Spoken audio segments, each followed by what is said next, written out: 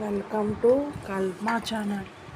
Today Friday కదా, Friday రోజు curry అనేది సప్పడపప్పు, సాంబార్, ఆలు ఫ్రై.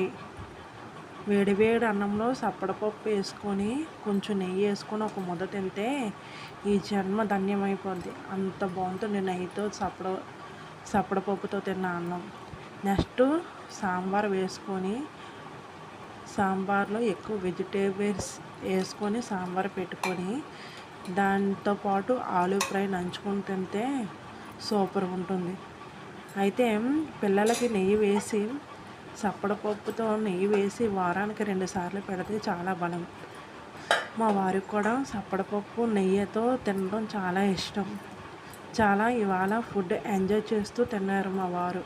చాలా బాగుందని మెచ్చుకున్నారు కూడా.